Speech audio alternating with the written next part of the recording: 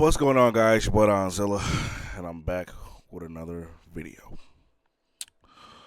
So this is gonna be about the movie I just saw tonight, Scream 7. But I want to talk about this movie, give a review, and then will be spoilers. Unless Charlie says, well, I'm going to give spoilers even if he doesn't. But yeah, so I'm going to be giving spoilers, but I'm also going to be reacting to his take also. So if you guys enjoy the feedback, you know what to do. Like, share, comment, subscribe, all that good stuff. That being said, let's get to it. Scream fans, there's a new movie out. Bad news for anyone who likes good movies. It's not a good one. It's here though. Scream 7. The disgust you felt watching the movie is about how disgusted you'll be wasting your time and money watching this film. Yes. Most people don't like this movie. Most of the reviews aren't overly positive. I just watched it. I am also in that camp now. I didn't find a whole lot to like about it. We're just going to dive right in, get into the weeds. So here's your spoiler warning. Weeds. The best part of this film is the first 15 minutes. The scene that you see plastered on the trailers, that is by far the best content in the film. It's the Off rip, he's not lying. I enjoyed the beginning. You know, the suspense. The fake outs. I enjoyed that. It's like you think it's coming. Pause. But you know, it's just a fake out, and then it's another fake out, and then bam. You know what I'm saying? So they did a great opening to me. They did a great opening. I feel like it set the tone, but it's like, yeah, it set the tone, but they didn't bring it home. You know what I'm saying? But yeah. intro, where you have two people in a house, and it's, the house, and guess what? Ghostface is there and he kills them. And it's actually pretty tense. It's also pretty charming. Like, you actually care more about those two characters in that house than any of the other characters that you spend the rest of the movie with. That's facts. That is facts. Um, Tatum's friends getting killed. I mean, come on. I mean, obviously, her friends are going to get killed. So that's not really a spoiler. But it's just the fact that you don't really spend much time with them. You don't know their characteristics type shit, like who they are. You know what I'm saying? It's like they're just there for the body count type shit. Did a better job making you care about those two, connect with them, and actually root for them than any of the other characters you see from that point forward. Every character that you meet outside of the core characters of Sydney and Gale, and here's your big spoiler, but I'm sure most of you have probably already seen this because it got leaked before the film came out. Stu, played by Matthew Lillard, also makes an appearance in this movie. Outside of these three characters, everyone else that you meet is the biggest throwaway nothing burger of just generic writing ever that just ticks off boxes of buzzwords without ever exploring anything about these characters, and you get actually nothing. Facts. Like, even Sydney's husband. Who the fuck is he? Oh, he's a cop. Wasn't Dewey a cop? Like, I don't get it. Why the fuck he couldn't have been like just a fucking, like, he could have. I don't know why he had to be a cop. I don't know. It's like they made him a cop just to so he could have all the backup. Oh, he's the chief. He's the fucking chief. Dang, I thought the chiefs be like older than that. Like he a young ass chief. But yeah, anyway, I like it's like she got a tall husband, you know, handsome, charismatic, and he's a fighter just like her because of course the fuck he is. Like, bruh, come on, man. But yeah. They are just meat balloons waiting to be popped by the ghost face killer. That's it. Like, even Sydney's daughter, Tatum, like, the relationship between Sydney and Tatum is hardly explored. like now Sydney's an overprotective parent. Tatum kind of resents her for that, and now she's like kind of rebellious. But they never actually even really talk or connect through a shared experience until like the very end. Kind of. It's just like all of a sudden, like, Mom, this is really fucked up stuff you've been through, and now that I've been subjected to it, man, I really get why you were so protective all these years. Oh my god. He's not lying about that aspect because fuck add on. Oh, Resident Evil. Oh, okay, yeah. By the way, I'm playing Resident Evil is ready to play. Okay. I'm gonna play that tomorrow, so but anyway.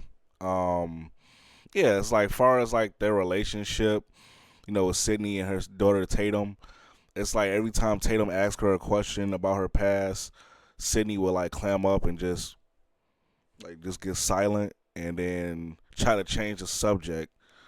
And it's like, you mean to tell me your daughter, who's in high school now and is dealing with the same shit you was dealing with, you never told her about your past? Like, it's one scene. I don't know if Charlie's gonna bring it up, but it's one scene from in the movie where Tatum finds Sydney's old jacket, and it's the same jacket that Sydney wore in Scream 2 throughout that movie.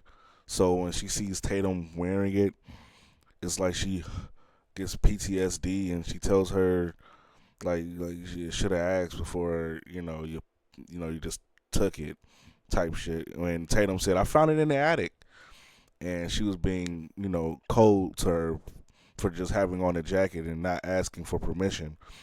And it's like, and Tatum doesn't really get it because, again, Sydney never had that conversation with her. So, so Tatum just thinks she's being a bitch. So, yeah. And it's just like, you didn't tell her nothing. Why the fuck do you even still have that jacket? Like, if it's bringing you PTSD, why do, you know what I'm saying? Like, why the hell did you have that in the attic? You know? It's like, oh, okay, glad that resolved. But like, there's never anything built up with like any of these characters or their relationships to one another. And every character that is introduced in this film, every new character, I shit you not, is here solely to be killed. You get nothing of substance with them. They get killed, and some of the kills are actually pretty decent. Like, especially in the tavern, there's a couple like moments in there that was like, oh, that was a really silly kill, but like self-aware silly. But like the character that dies, you probably don't even remember the fucking name of. Like, they are the most, like, they have one character trait. Like, for example, Lucas is the creepy guy. He's obsessed with horror films and the story of Sidney Prescott, so could he be Ghostface? Or is he just a obsessed weirdo guy? And then they also introduce two new characters that are working with Gale, and they're like reporters, and they're into like true crime and stuff, so they're investigating all of this, and they're doing like it could be Tatum's boyfriend. Or it could be Creepy Guy, but Creepy Guy maybe a little too obvious. Creepy Guy loves this a little too much. Maybe Creepy Guy could be Ghostface, that kind of thing, where it's supposed to be self-aware, but it's very clearly written by a 60-year-old man who clearly has no idea how people actually talk, so it's just really embarrassing and cringe to listen to. But anyway, like, every character that gets introduced has one personality trait, and it is all they do, and that's it. You get nothing else. They hardly interact with each other, and when they do, it's very stiff and very bland, and then they die. And like I said, some of the kills are interesting, but that's all they do is just die. So this whole film is just, here's a kill in a sequence that isn't really intense. The sequences aren't that intense outside of the first 15 minutes. That ends with a kill that may be satisfying, or maybe it's just they got stabbed and died. There's a couple of those. But like, Ghostface racks up quite a kill count here. The KD ratio went ballistic, and yet not a single kill felt like it mattered at all. Because also, the main characters, like Tatum, forget about all of her friends. All of her friends die. They are brutally murdered. And she actually even witnessed her boyfriend getting stabbed to death. Bro, when I tell you, like, all the friends fucking die, bro.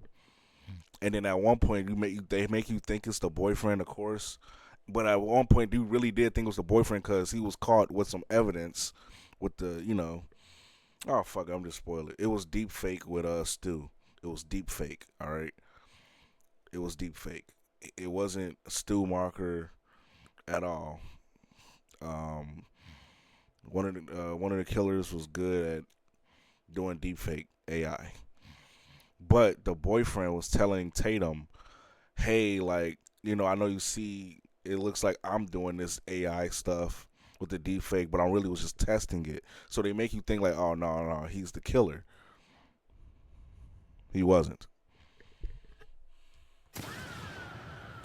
And she basically forgets all about it by the time the credits roll, and even drops like a hard one liner, saying, "I'm Sydney fucking Prescott's daughter."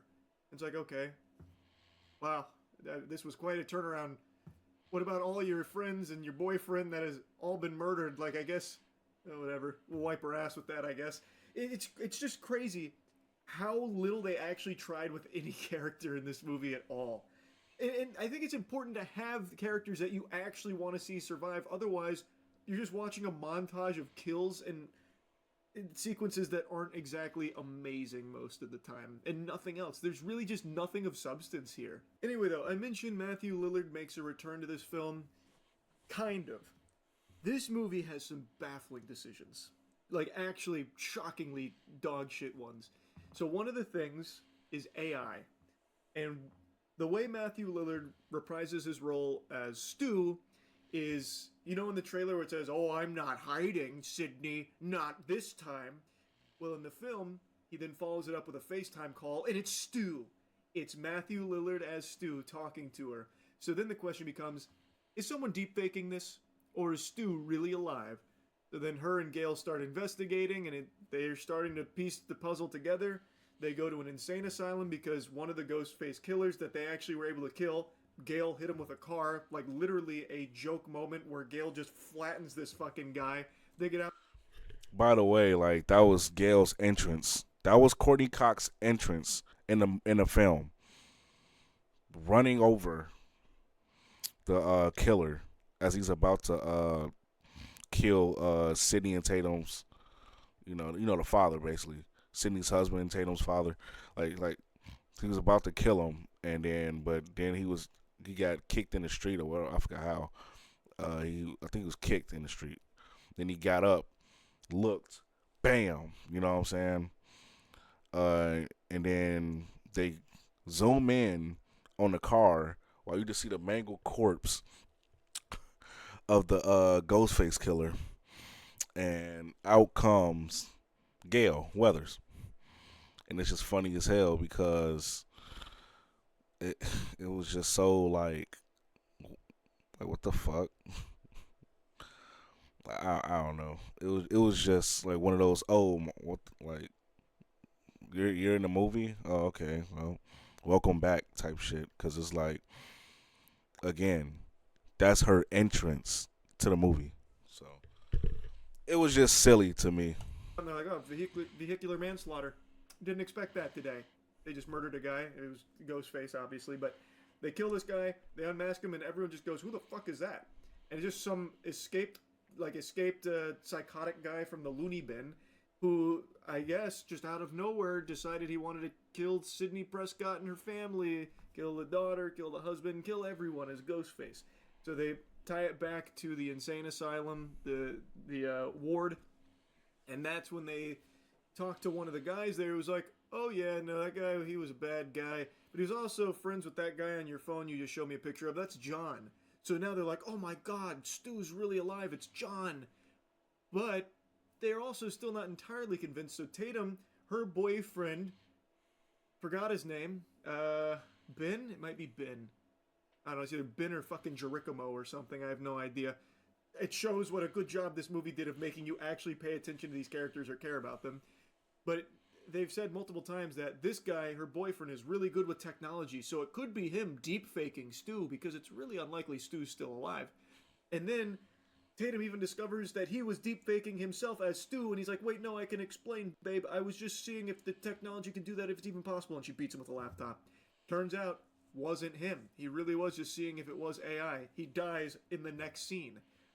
completely worthless. Again, completely worthless. And every single time these characters are together, it's a battle of who can make the dumbest decisions fastest. So all these characters, all of her friends, and even like the investigative reporters that work with Gale, when they are interacting with the group of friends, they all just make the worst decisions and even call out how stupid their decisions are while making them right before dying. And it's like, okay, that doesn't make it better. It's still just annoying to watch. It's so tropey, and at this point, it's just lazy. Like, you know it's lazy, but you don't care. You're just fucking sending it. Like, you're insulting the intelligence of the audience. It doesn't make up for trash. It's crazy how dumb the decisions are. For example, like Tatum, when she's getting ganked by Ghostface and her mom's on the phone, it's like, you gotta shoot him through the wall, shoot him now. And she shoots him a bunch and he goes down. Well, she then like unblockades the door and goes out to try and finish the job, and then that's when she gets captured. But it's like, why did you bother doing that? You just saw shooting him through the wall worked. If you want to finish him off, just keep shooting him through the wall, I guess. Just dump the mag. You don't have to go out there and put yourself in danger again. And in the theater, the entire auditorium just sighed collectively when she started moving like the furniture away from the door to go out there.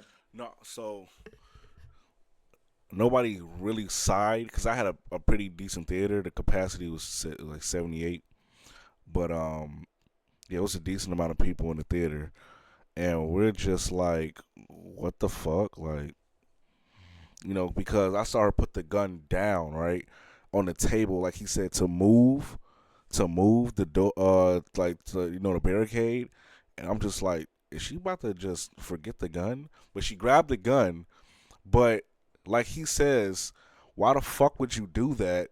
Your mom's telling you to shoot him in the head, and I can't do it. So why the fuck would you go out there? You could just stay barricaded then. If you wasn't gonna have the guts to shoot the killer in the, if you're talking about some, he looks dead to me. Just shoot the motherfucker in the head. Just do it. Now I get it, you gotta have tension, but it was just a dumb decision, and it just makes her look. I mean, I get it, she's a rookie in this. People make bad decisions, fight or flight, whatever the fuck. But come on, man, like, I would have just stayed barricaded. You know what I'm saying? If he wasn't gonna have the guts to go out there after you unbarricade and shoot in the head. If he wasn't gonna do that, fuck it. Which I'm surprised because you already put hella bullets in him anyway. Shit, just finish it. But yeah, that was like one of those bad decisions where I'm just like, and then they made it seem like when the second killer came around the corner to block her in, and they both ran at her, like from one on the other end and one on this end and one on the other, to like sandwich her. Like they try to make it seem like she's gonna get killed. Like that fake out shit. It's like, come on, bro. We know, we know she's not gonna get killed, and we don't see it. You know what I'm saying? As far as the father go, her father, he survived this shit, and we actually see him. In the trailer when the Ghostface throws the plastic around the body, which is like a smart idea because now he's immobilized. He can't fight back. And he's just getting stabbed. Stabbed him like 3-4 times, not in the head, but in the body. So he's bleeding out. Tell me why, when they revealed the killers and they dragged his body out, I'm like, damn, showing his dead body. The motherfucking killer kicked him, and he. I was like, what the fuck? I see he's still alive? I'm like, come on, man. Come on, man. He got stabbed 3-4 times, bro. And you're still alive? Like, I understand you could be a fighter. I don't fucking know, bro. Like, it's possible. People been stabbed. People been shot multiple times and they still live. But fuck, bro. Like, I was like, damn, Sydney's going to find out. Tatum's going to find out her dad's dead. Sydney's going to break down. And all he had to do was kick him. And he, like, so he's like, look at him. The killer was like, look at him. Still alive. He's a tough son of a bitch. I'm like, bro, he should be fucking dead. Because it was just very obvious what was going to happen next. And, like, decisions like that happen constantly in this movie. Constantly. Now, anyway, by far the worst moment of this film is the ending. The entire ending, like the last 10-ish minutes or so. Actually, it's closer to 20 because the villain gives an extremely long-winded monologue because it turns out it was 3 ghost face killers and you don't know fucking anything about any of them. They are random people. So one of them is the guy from the asylum that got hit by the car, and it turns out he was friends with 2 other people in that asylum, a woman and a man. The guy I don't remember the name of, but he was like an employee there, and they befriended each other, and then loved Stab, which plays a crucial role in here, because half of this film is dedicated to just regurgitating everything that happened in previous Scream films, just lore dropping everything that happened. So even if you've never seen a Scream film, you probably know scene for scene, bar for bar, what happened in Scream 1, because they do not shut the fuck up about it and just dropping all this nostalgia bait and everything, and even making a mention of, yeah, you know, if I was making a new slasher film, I would be doing a lot of nostalgia baiting. And it's like, yeah, that's exactly what this whole film has been. That doesn't make it better. There's still nothing here. Oh my, bro. What's the sister name? Mindy? One of the twins. That's like new to the series. The brother and sister. Bro, by the way, spoiler alert. They both live after getting stabbed again. Anyway, oh yeah, Gail lives, but she's like traumatic as fuck. But she's hiding it well with drugs and alcohol. She's basically, she said she's got like nerve damage, just like how Dewey had nerve damage after he got stabbed in the back, Scream 2. So it's like, a callback to that shit. If it's like an Easter egg type shit. Uh, um, but yeah, of course, the sister, lore drops and says, what he just said, nostalgia baiting, because, oh, they're not a fan of the Sydney now. They're a fan of the Sydney from 30 years ago. I'm just like, the fuck? So they're a fan of the franchise, basically, like the first stab. And it's like, I don't know, bro. I don't know. It's like one of those, those the movie, in the series like Predator series, Terminator series, like say like Sarah Connor, is like how like in Dark Fate, when she just says, I can't do this anymore. Like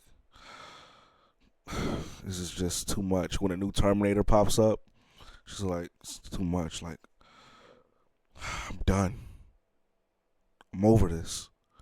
That's basically what Sydney was talking about with her trauma. Like, she was telling Gail that. She was like, I can't do this. I can't go through this again, Gail. Just like, she was talking about just letting the cops handle it. And it's just like, then Gail gives us that little speech saying, what happened to the Sydney that I knew? What happened to her? Is she still in there? Bitch. Motherfuckers is tired of getting chased and almost murdered. What the fuck? Why would, like, you know what I'm saying? But I get it. So they gotta have that little scene. And but it's kind of like, bro, Gail. I'm gonna get to Gail like a little bit. I'm gonna get to Gail. Like, they even call it out and still do it. It's so annoying. It's not meta. It's just lazy. Anyway, though, this guy's going through like how much they love the, Stab, everything that happened with the Prescott story, and then the other friend is Jessica, who's actually Sydney's neighbor, a family friend. And it turns out she had an abusive husband and became obsessed with the story of Sidney Prescott through like her book and everything.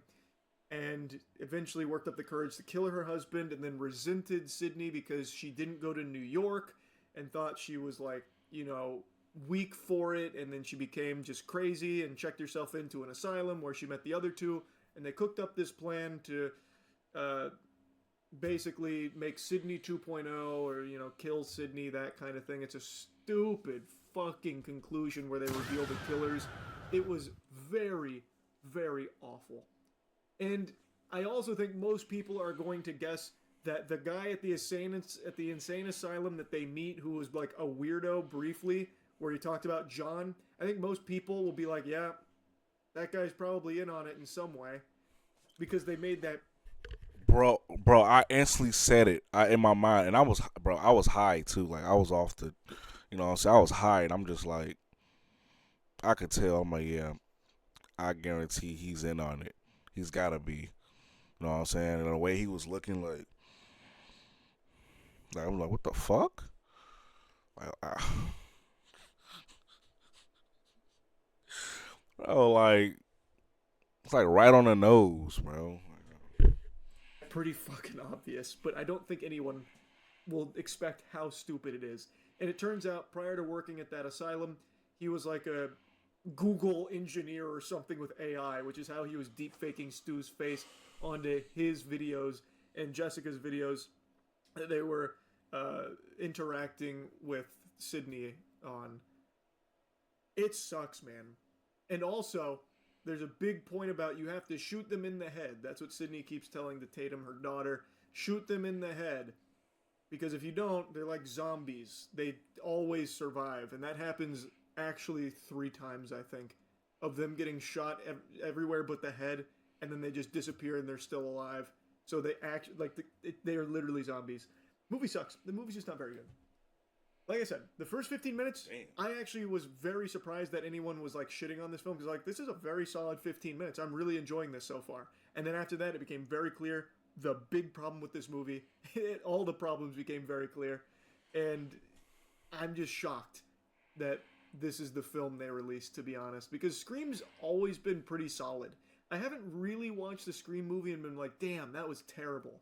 Until this one. This one really had me go, damn, that just wasn't very good. So yeah, anyway, that's really about it.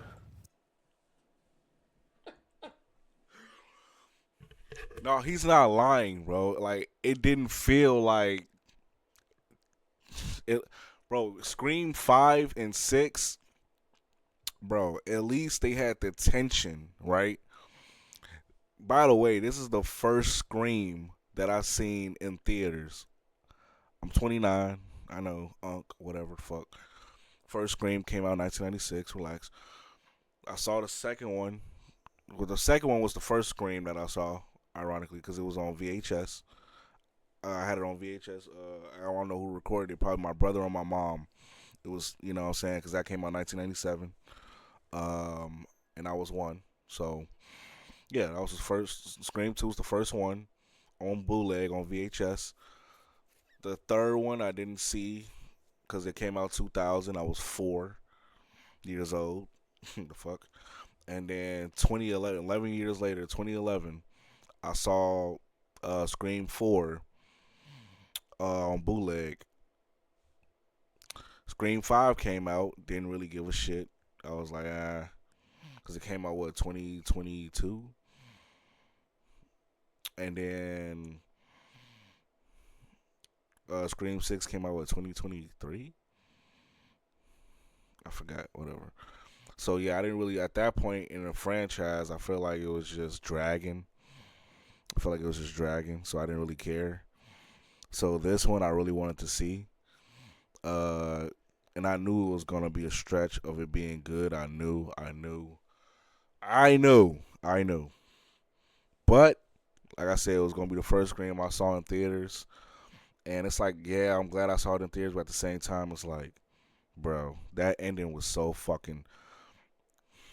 Like, how do you get stabbed, like, so many times in the thigh, in the stomach, but it takes Sydney and her daughter Tatum to just blow your fucking head off with multiple gunshots to the face?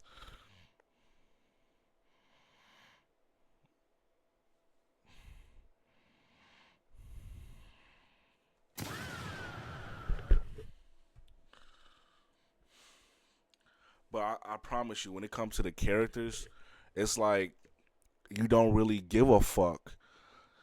Like somebody are dying, you're just like, Wait a minute. Who are you? Like, I'm dead ass. Like, I'm just like, wait, what was his name? What was her name? They got gutted just now. Like he said, I don't fucking remember the names, bro. Like, I'm surprised he remembered the Lucas dude and her boyfriend name was Ben. And I'm just like, sometimes even the acting, bro, like, fuck the acting. Like, sometimes the acting was just so fucking cheesy, bro. Like, I kind of missed the earlier Screams where the acting was more serious. They had some funny moments, funny dialogue, but the tension and the suspense was still there. And it was like, it really still felt like a fucking mystery thriller. But this one, it was just nostalgia and let's unmask this fucker. Like, that's what Gail said. Speaking of Gail, bro, she was nowhere to be found in the third fucking act. Like, I'm surprised he didn't bring that up.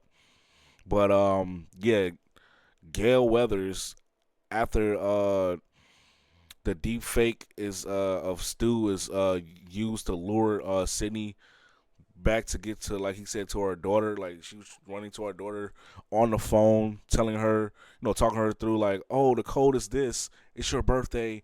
To get the, and then, open and say, get the gun, load it up, all that shit, right?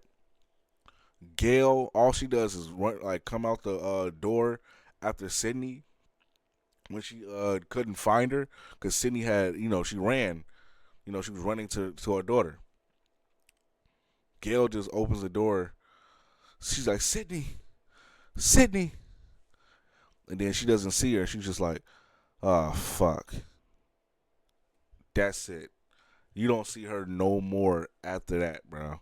Until the fucking end, until it's over, until the killers are dead, and she's talking about taking Sydney and Tatum to the hospital, to check on Sydney's husband.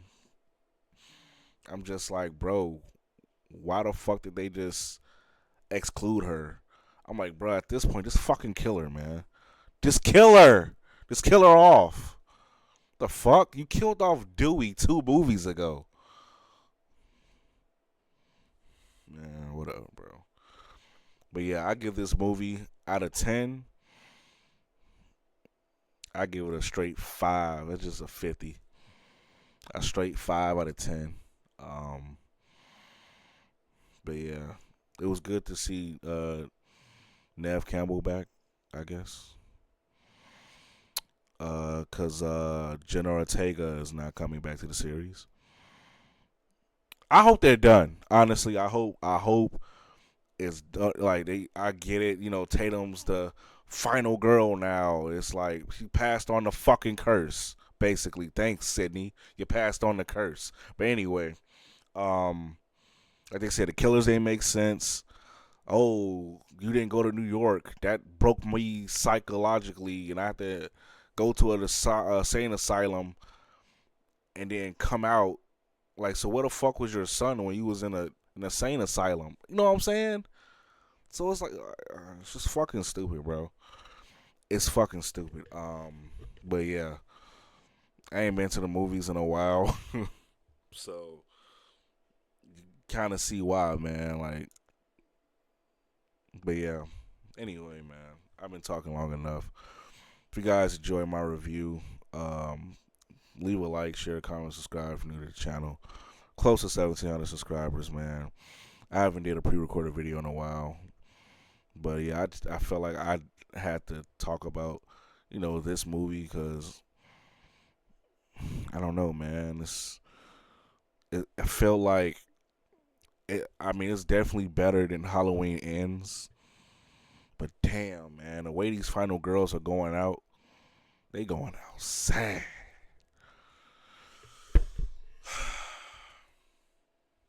But yeah. You guys have a good night. RE9 will be played tomorrow. I'm out this bitch. Peace.